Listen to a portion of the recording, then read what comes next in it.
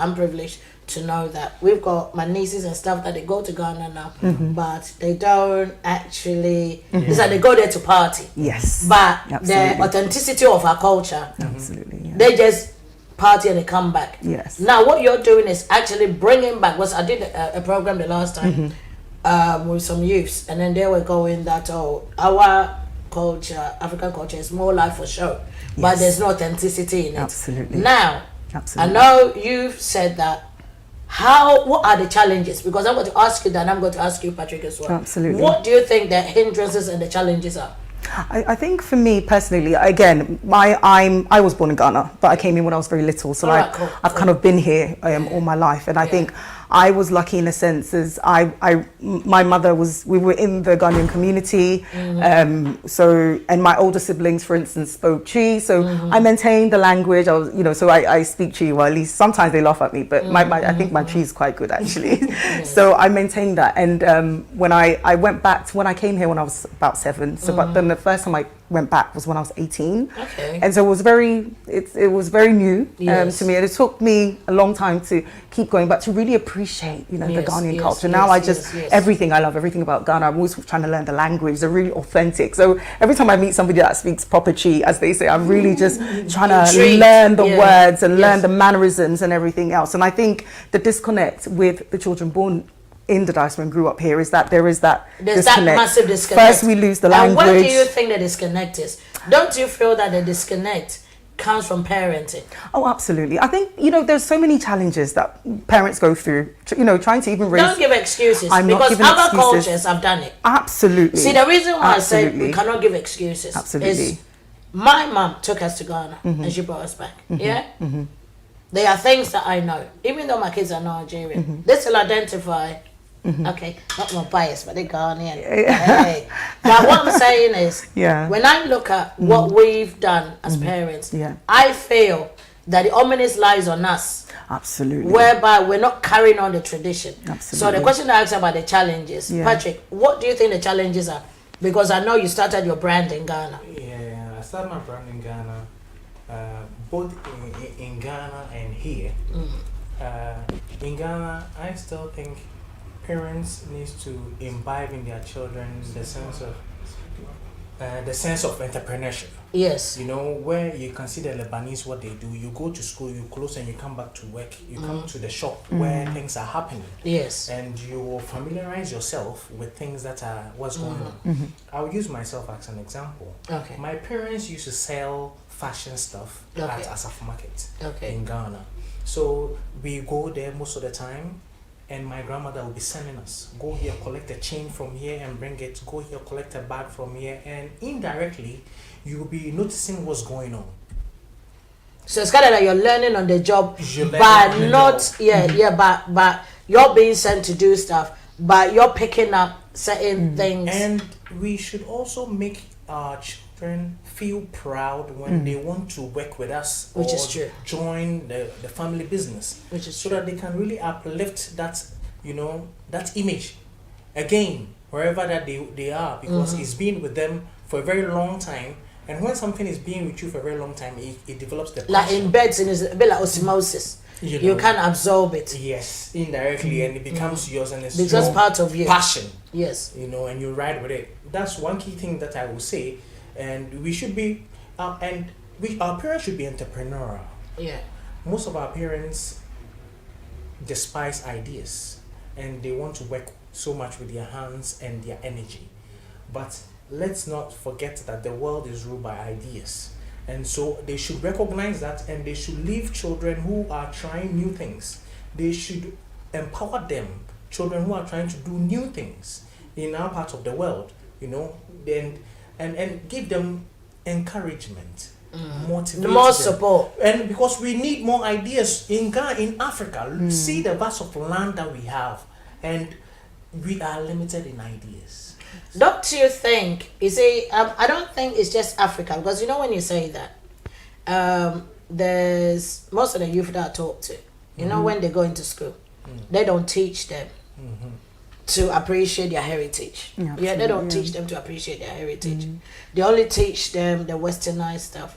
So when they come out, like we need to be extraordinary. So if you're not a doctor, you are not an engineer, if you are not a lawyer. Not to cut you short. There you go. But, that's where our parents also, they think that it gives them some sense of pride when they say that my son is a doctor, my son is but not probably to say my son is a shoemaker, probably whom is doing well with but the funny thing is, you've got designer footwear. There's certain designer footwear that you can't even look at these trainers that sometimes we tell, don't wear trainers. Some of the trainers are even more expensive. So you see, the onus still lies on parents to really change the narrative and the mindset listen more and identify their strength, identify the children's strength, yes, and push that aspect and support that aspect and forget about the weakness of the child. Yes, where the strength is really cultivated and enhanced, it overshadows the weakness, which is, it's not that it overshadows, you bring out, like sometimes most of, if you're looking at a plumber, you're looking at an electrician, they get paid more by the hour. Absolutely. You see? And those are, when you say they're crafty, stuff that they do. But at the end of the day, as you say, they've got talents that sometimes by supporting them, because it's not everybody that starts on one journey that ends up there. Absolutely. It's not one person that ends up there. And then you would know as a parent, or even when we're younger, when we're growing up, we changed what we wanted to do many times. Absolutely. Do you understand? So now, as I'm coming to you now, and I'm asking you, when you started this competition stuff, and you're saying that it was because you wanted to sort of like, you loved your country, yes? What is the journey like? The journey in terms of you starting at your company and yes. Because you've not actually, how did that come about? Again, like I said, it was just always my passion for Ghana, always wanting to find a way to connect and give back. And I think it's been a journey where I've thought of so many different ways that we can contribute, because we talk about the the conversation about relocation. It's not everybody that can relocate. That is some people's journey. There is some that will go and build in Ghana, and that will be their part to play. There's some that will go and build land. There's some that would invest from here. So I think we all need to, because it's not just move to Ghana, because sometimes when you say, make a difference, like, why don't you go there? I'm like, that's not it. It's like a big puzzle in my mind, and I think we all have a part to play. There's me doing this, there's Patrick doing this, there's you advocating, and I think together, once we all come together, you'll see that it starts to come together, because I really think that some of the issues, if it's going to be addressed, is really from the people from the diaspora. I think we have a very specific part to play, and that was Mifia was born out of that passion. So like I said, it was just the prize competition is just one side of it. Like I said, it's an exciting way just to get people's attention and then present it to them to say, guys, what are we doing? Can we come together? Can we go and build some roads? Because I think the government have a part to play, but I don't think the government can do everything. I think you will hear of so many private companies that have gone to Ghana and have built, and they've done their part. So like, I heard a wonderful story of Bridgeview. Edmund, he's recently interviewed, and he talked about the fact when he built, he had to then build the roads. He employed in Adome Bridge in Ghana. Bridgeview, you've not heard of Bridgeview. It's amazing. I'll say it to you. And he's built it, like stories of many private owners. They built it, and they built the road. They've contributed. And his story really hit me when he talked about being told that, you can't employ Ghanaians because, they can't do the job, and, you have to employ foreigners. And he came in and said, no, I will employ the locals. I will train them. I will show them how it's done. I will raise their standards. And he talked about how wonderful the team has become, and how they've taken ownership, and how they're running it so brilliantly. It's things like that just it gets me going. Yeah. So I think, yes, we the government are there, they have their part to play, but I think those of us, when we all have different strengths, there are those that have some serious financial muscles, they can go and do their bit, and there might be just somebody that might just build a house or contribute, even if you're just going to tour or telling your friends about Ghana, not just Ghanaians, everyone. Why can't Ghana be like holiday in Spain? But Ghana is now. No, I think we still got a long way to go. No, but what I'm saying is, when you look at, when it comes to Christmas, all my nieces. Absolutely. I'm not, you know what? I ain't even ramp. And the funny thing is, they go there and they go to places I have never been before. Absolutely. And they've booked it now. The tickets are over $2,000. Yes, of course. It's very expensive to go. But the good thing is that it's moving. I don't think we're where we are. We should be. I think we can do more. We have sun.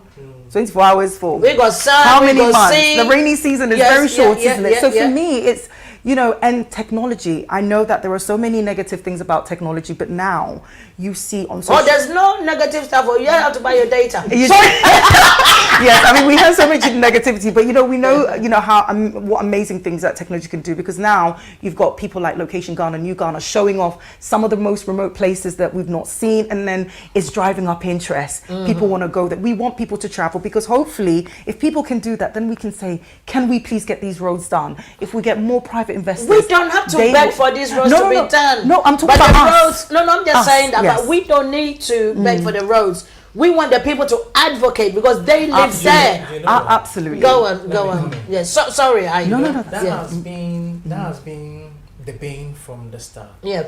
Where we talk about Marcus Garvey and Nkrumah. Yes. Nkrumah got the idea from Marcus Garvey from the Black Star Line. Yes. Where Marcus Garvey was talking about repatriation. Yes. Because the diaspora, you've come here, you've learnt a lot, you've seen people do different things, systematically make things work. Structurally, yes. You understand? So when you move from here, move with your knowledge and all your skills. Calm down and develop. Help people, train people. And that's where we will also have the power. You know, when you said that, there was an organization that started, was called Ghana Bako.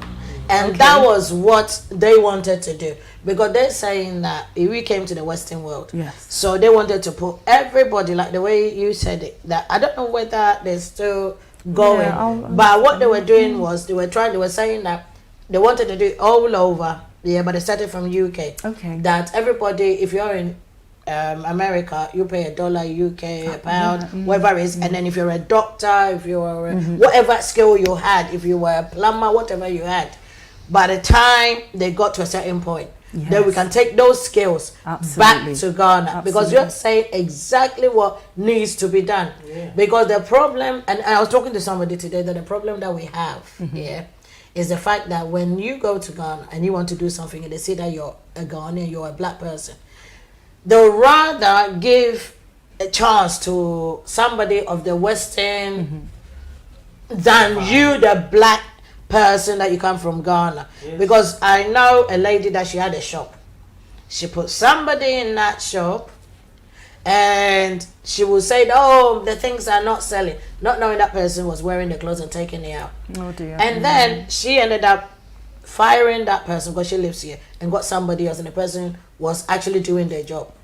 You know what the backlash was? The family of the girl that wasn't doing their job now said that, oh, they came to come and beg, is it? And then they said, oh, you've taken the food from our mouths and this, that way. So my thing is, that might be because when you have a company, you expect somebody to come in at 9 o'clock. Ghana, 10 o'clock, they ain't even come to work. You know, that's also that comes in organizational culture and ethics. Yes, work ethic. Yeah, some of these things we have overlooked. So then we who are here, you see how time is when you go to work, when it's prompt. Yeah. Those towns there, the locals, they're also expecting us to bring some new vibe so that they can learn from us. Right? So when we go and we are on time and we also incite them to be on time, that is how we build. But do you think that narrative can change? Let me tell you something. Absolutely. Okay. Behavioral change takes time. It's true. That you're talking about change. Yes. I did change, so I know what you're talking about. No, I did change in my masters, so I know what we got transitional change, we got transformational. All right, keep going. Yeah. With even the sanitation issue, it boils down on behavioral change. Absolutely. See how here they've people being able to make people dump in green, blue, recycling. And that's the way forward. But see how our illiteracy rate is. How can you still condition people to still follow systematic ways that can help us, take care of our waste, or else they will still be throwing it overboard. And even when he said that, my auntie was saying that there was one morning she woke up and this man was wearing a suit in front of her house in Ghana. The man took off his trousers, crapped, finished, wiped his backside, and then went to work. So my point is, how do you change that narrative? It takes time, but still we have to still condition policies compound them with the information and the knowledge that they need. So you have to educate them basically. I think we know educate as them. the Educate them is and provide the secondary option if you don't want them to do this. If you don't want them to so you give them options. Yes. If you don't want them to do the crap on the as you said, so then you provide a good place for them and you condition them. Okay. Go here, don't do it here. The results of but they pay for it. Is it now? This is where that in terms of the use of the toilets. That they have to pay for it. So I remember there was one time I was watching a program and the guy said some guy couldn't come and use the toilet because he was in debt. I just couldn't be. It's I think there are a lot of issues that we've got to address, and I think from what you were saying, we know that change is difficult. Change takes time, and it takes patience. It takes a lot of investment, and sometimes I think we shy away from that because usually we're doing it by ourselves. Because you'll find one person going to the system, think they're really motivated, they want to do this, they will get beat down because. It's the consistency, and one person sometimes will get tired. So I always say to people, if we all can just get together and find our own little niche to really work on, then we might, because it's a lot, for one person to do. We've all got to come together some way in unison. Patrick is breathing very deeply. And I would just like to. I'm a social. My social work thing is coming now. Yes. So, but to add up, this from Nkrumah's quote. It says Africa for Africans. Yes. Unless we build it ourselves. Nobody's absolutely. Nobody's going to do it for us. Yes. And we are still going to look down upon. Yes. We are still going to be looked down upon. Yes. Nobody's going to respect us as a race. Which is true. So then the onus lies on us to, absolutely. As diasporans, absolutely. we play a key role in the development of Africa. Do you think that people understand that respect aspect? Because the reason why I say that is my knowledge of me understanding that black people, we had massive challenges was here. In Africa, they don't make you see, because I remember I was talking to somebody and they said, they used to go to the British Empire. They never told you about the slaves. They never, they understand what I'm saying? Here, even when you go to school, there's only 1 month that we've got as a Black History Month. Black History Month. But I'm black every single day. Absolutely. Always. I can't take off my skin today and say it's only during the October month that I am black. That's what I keep saying that. So Patrick, to you. I will say we shouldn't have that apathy towards ourselves. Most of the time we have some kind of interpersonal rivalry and struggles. We need to really show that love. What if you don't? Okay, sorry. I was about to say. We need to really show that love towards ourselves. Fair enough. Yes. See how the Turkish do it. Yes. See how the Jews precisely. See how the Jews do it. Yes. Where the Jews. Yes. The Jews, when one makes it, is the onus lies on him to bring up other 5. Okay. Which is in their religion that you have to do. Yes. It's about time we need to structure. The only thing we are lacking is organization. Yes. As African people. So we need to be well organized, put things in place, and we can really stand up. Okay. Absolutely. So now, sorry Patrick. So now, let's talk about the business aspect of the black business in the community. How do you start a business and what are the challenges? And how do we build up on that? So now, when you're starting a business, how do you embrace that? I think for me, personally, I think it's starting a business is challenging. I think, you know, yes. Regardless of yes. what race you are, some challenges, some nature of the businesses is yes. more challenging than others. Yes. But for me personally, I think I would say is just having to kind of do everything on my own. You know, I work full time, so this is something that I've started doing. So I think I've been very lucky since I've had the support of, say, my partner, and some of my friends have supported me. Funding can also be an issue, because as a new business, you might not always get access to funding. So a lot of the things, sometimes you have to kind of do it yourself. And sometimes the support, I think, again, we were talking about it, sometimes the support from our community is, because my expectation is that, like you were saying, if somebody starts something and it's good, let's all just get involved. Let's all support them. Let's come around them. What do you need? You might not have funding, you might not have this, but you might be able to share their post or do this or tell a friend, somebody. You might not wear hoodies. It might not be your thing, but you will know somebody that wears them. You might not be interested in a prize competition, but you might know somebody that does. So I think it's that support when somebody starts. Let's all just rally around them, and you know, so they feel the love and they feel the support, and that way we can progress. It's that love, it's that unity, it's that support. So I think for me, The same question. Yes. The question was about the business. How to start a business. Yes, how to start a business, how to, you know, the challenges that you face. Yes. For me, I would say, if you want to start a business, one, you need to condition your mind. Okay. What exactly do you really want to do? And in what you really want to do, you can take it from maybe something that you love from your infancy. So you were talking about your if you really want to start a business, you need to be passionate about it, because starting a business is not for the faint-hearted. You will dry.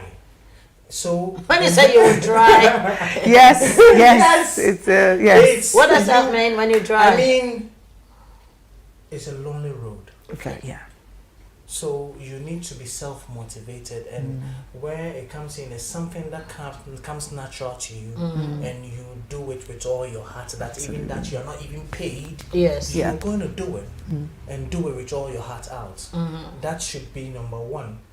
And number two, what are you going into, service or product? Yes. Right, and how are you going to pilot it? Yes. You know, so that people will get it. Example, myself. As I started, I love ties. I love menswear accessories, looking good. Yeah. Just that today I want to promote. No, it's okay, it's okay. So you need to. So I wanted to always wear a different tie to meetings. Okay. All right. So, and I said I wanted something. I thought about it, something different, something, and I thought something unique, and that stands out. My mind went to Asaf Market. My grandparents were selling African print. Okay. So I said, why can't I use African print to make ties? You know what? Send me some of your stuff so I can put on my, and then we'll make it to put it. The stuff it looks really good. All right, cool. Yeah. So it started from there. So then I decided I went out, I did a lot of research on how ties are made, you know, and on YouTube. So then later I went to a seamstress and I asked her to tell me there were some, you know, you only when they are videoing, there are a couple of things maybe they might be left out. So the seamstress gave me an idea. Oh, this is how it's cut. So I started from there. Okay. Right. So you did it yourself. Wow. Okay. So I started using prints to do ties, and I skyrocketed. Oh, really? I started. So now. I posted on social media. I asked people what they think about it. What's the name of the brand? Utama. Yes. Okay. Utama. So now we're doing Utama. You have to support my show now, then. So no, definitely. No, that's what we hear.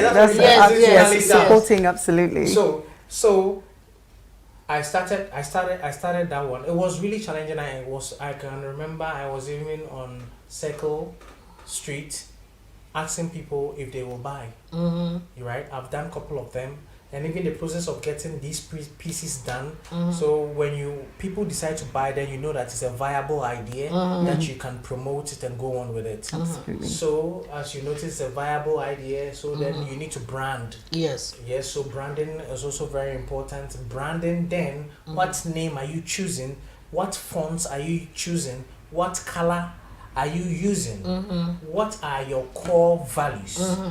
Right? All these things needs to come in to streamline you in a particular way. Yes. So that it can help you have a professional appearance.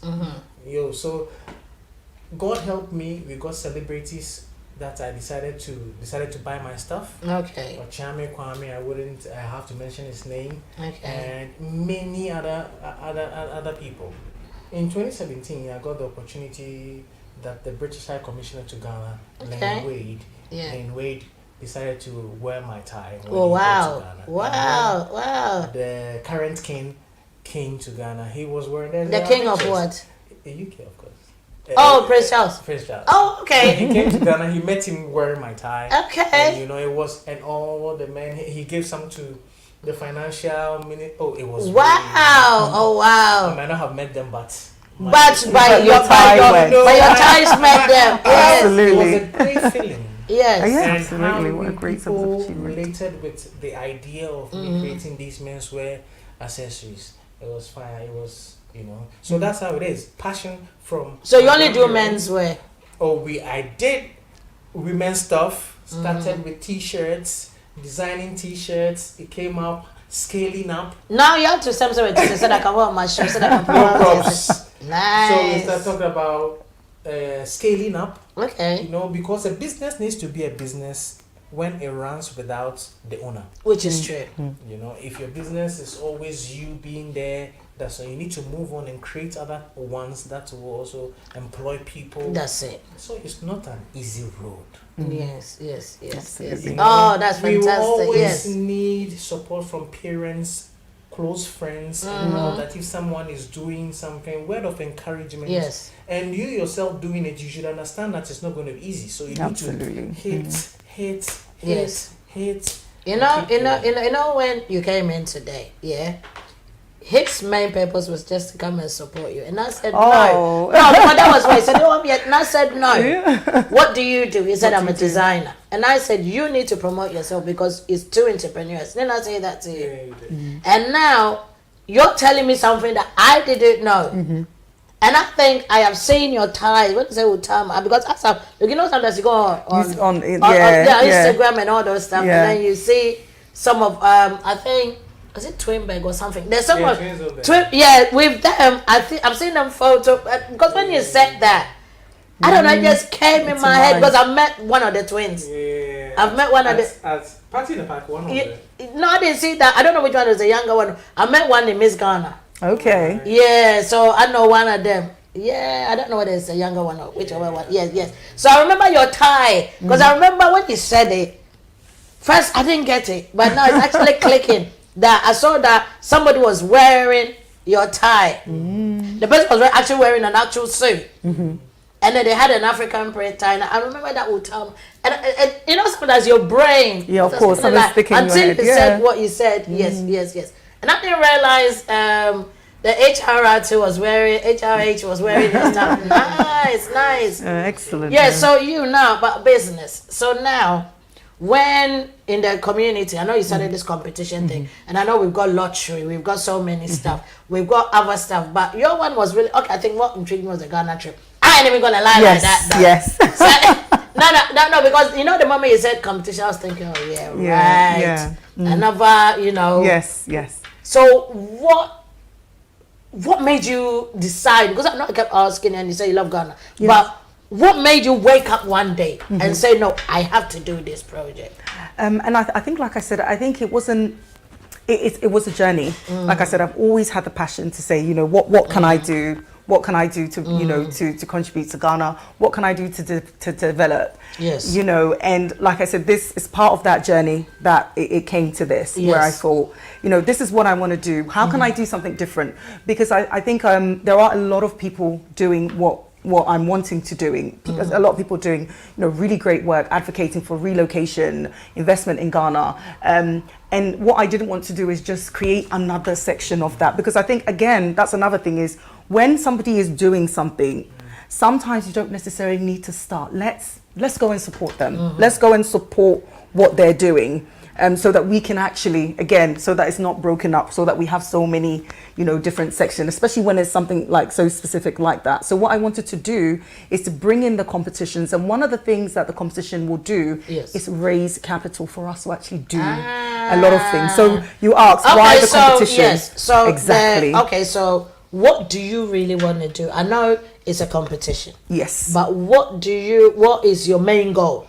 Our main goal is to really give back to Ghana and develop it and develop Ghana. Develop Ghana. Okay. Because I think in her own small way, it's basically tourism. Yes. Well, yeah, I did. That's part of it. My degree was in tourism. Oh, really? Yeah, my degree was in tourism, but Yeah. my master's was in international project management. Oh, excellent. Well, so you've got so many talents we can call on, but it's not. Yeah, so it's just not tourism. It's tourism is part of it. We want to encourage people. We want to encourage everybody should come to Ghana and see how beautiful it is. They should come holidaying in Ghana. It shouldn't just be Spain or wherever they're going. It shouldn't just. But we need to clean it up first. Yeah, and so we can do both. We can do small. Like I said, I think when people are coming, then there is that need, there is that urgency to say, let's fix this, because we've got more people coming. We need roads to go to some of the places like the Adans and some of the beautiful waterfalls. If you see some of the footage, where are the waterfalls? Because there's some in Kwewu, Volta region, and some of the social media influencers, they do journeys of real life stories where they show you how beautiful the waterfall is, and then they show you how they get there. Okay. It breaks my heart. You will see the mud and the broken roads. So even if you can say, look how beautiful this waterfall is. How are you going to get there? To get the person from A to B.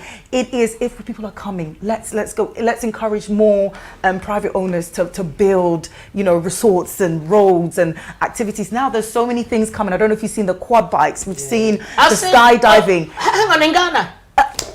Yes. You see? No, I didn't know there that. are so many activities. There's quad bikes in Ghana. There is a whole lot. What area? There are so many places. If you go to Kwewu, if you go to the Adan, a lot of companies are springing up. Again, when that need is there, it's creating development. That's good. These young people, awareness. These young people are now having jobs, they're having a livelihood. So, if you've got, I've seen some of these young people buy quad bikes, and they're making a living out of it. They have a livelihood, something to be proud of. So tourism can be part of it. If you've got more people coming, there is a need for more activities, there is a need for more tour guides, there's a need for more resorts, there's a need for more caterers, more cocktail vendors. I know so many young people. Airbnbs. So can you imagine just that shift? Yes. That shift and then the historical and the cultural aspect of it, which makes you authentic. Absolutely. And that's it. And that's just one small part of it. We haven't even started talking about housing and land and the investment that comes with it. And with technology, you can even run a business and live remotely. I know people that have businesses that have cameras. That's amazing. That's something that we should all just be taking advantage of now. But we need to start that one step. That conversation, that platform. So I can talk about this all day. But that's my big dream. That's a big vision. So what I'm going to okay, you finish and then you just pick me up. Oh no, I'm so sorry. I was going to ask you about the issues of finance. How do you get the finance to do all this? Because I know when you started your Thai business, you had to get your own little. I don't know how you got your finance together to start. Finance, family support, friends and loved ones. So basically, for the start, you need to be able to get these, family support. You need to get family support. You need to have friends who are also dedicated to support you. And as you grow and you scale up, there are organizations who are looking out for venture capitalists, who are looking out for young people who are dynamic with some fantastic ideas that they can invest in. So that can also be another point. My example, I wanted to go for a conference at Kimpiski, over $100, and I didn't have it. And I think something dawned on me to speak to a friend, Wajib. Wajib gave me hands down the money. You know, when people see you doing something, there is a change of mindset about you. They know they want to just find a way and help you. Wajib gave me the money, and I went for this conference. And at that conference, I met. You were able to network. Entrepreneur training that changed my life. So, do you think black people are entrepreneurs? Black people, we've been entrepreneurs since medieval times. I think. So, what is stopping us from actually achieving that gift? If we are entrepreneurs, how come we can't move up as we should? As we should. I mean, I think there are a lot of young people. Well, not young people, just. I mean, I'm from Kwel, where I'm originally from. So you know, as you know, I'm from Kwel. I'm from Obo. You're people. Well. Okay. So I think from where I'm from, they're usually quite entrepreneurial. And what I found is that usually, even as disconnected as I am, as grew up here, it's like it's in my blood. But I have uncles, like I have my fathers, and business minded. Yeah, and I think I have a lot of family that are entrepreneurial. They might be very specific in what they do, as in sometimes they're not necessarily. It's very structured as they sell, or they're within a particular field. It doesn't go beyond a certain way because of who they are, the lived experience, and how they've been brought up. And you do this, like my dad is very, you do this. He's into property, so here's one is do this. There isn't anything, you know, above that. And I think that's something that we have, people in the diaspora. Do you think, as black people in our community, we are marginalized? We are marginalized. I mean. In a way, here we are marginalized. Why do you say that? We are marginalized. Yes, we are. Do we feel that this is the little box we need to be in, so we can't sort of like move out of that box? It's like, you know, sometimes you see somebody, and you know when the phone came, it was a little thing, and somebody thought out of the box because it used to look like a handbag. Do you think we marginalize ourselves? Do we think we don't use our creativity? Do you think... In terms of like we restrict ourselves? Yes.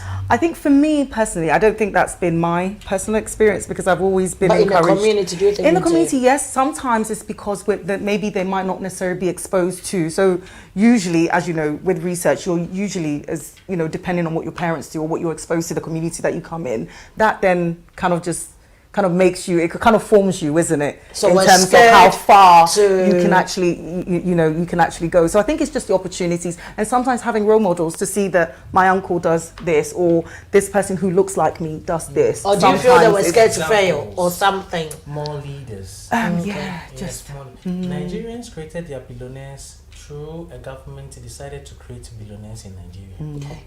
Right? So they decided to push money into young entrepreneurs in Nigeria who are doing great. That got ideas. And they've got foresight. Who are already doing businesses that are moving. Okay. So they push money into these people and they thrived because they have already moved above the scaling level and their business are going up. All what they needed was some capital to just push into production and do more. And because, you know, this country, I always say that, you know, when you go to uni, even the exams and everything that we do, is businesses coming to unis and telling them that, tell us what ideas somebody has. Because sometimes you're doing your dissertation, they come up with a question. And then those ideas are what is brought into the fold for them to do stuff. I remember when I was doing my tourism, we did something in Battersea. And I remember where... Now, how they've rebuilt it. I remember when we did the exam, that's ages ago. I remember they asked us that if we had that plot of land, what would we do? Okay. I remember we did loads of stuff. And now they have built it and turned Battersea around. Amazing. And even Marks and Spencer's, I remember when Marks and Spencer was going down, there's one of our staff that they asked us that if you're a manager of like Marks and Spencer's and all this stuff, what can you do differently or how are you going to change it for the declining market and all those stuff? So how do you feel we can sort of like impregnate that into... You notice that they bring it to fall. Yeah. They challenge you in Ghana, before you finish your university, you do project work. And the project work, after you comb-binded everything and it's done, you left it on the shelf. Whilst as a student, you can take it out. After you finish university, practicalize it. Or organizations can come and meet people, you know, like you spent a lot of time developing this idea, doing a lot of research. After school, start with it. Yes. You know, if you start with it, then because you've done some basics, it makes it a bit easier because you have some knowledge on how to run. That's education here, because here we add the practicality to the book. Ghana is more of theory. You know. Absolutely. The theory aspects, and the theory, I always say that how the theory is, it's not how it is when you're out there. So when you're driving, when you're doing your driving test, when they say, oh, flash your light for somebody, flash your light for somebody to see you, that's in a book. But you flash a light to say thank you. So sometimes it's kind of like, it's a bit different from, because what you're saying, oh wow. Yes, it was a bit different. So how do we change that narrative in Ghana? How do we change it here? Because one thing I realized is we need to move from that educational curriculum.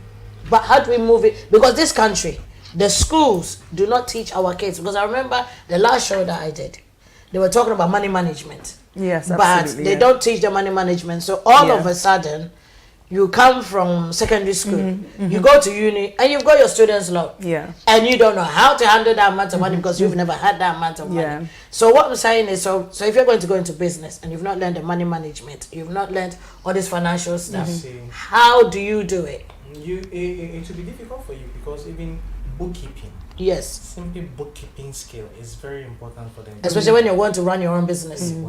It's very important so that it can help you do projections in the future.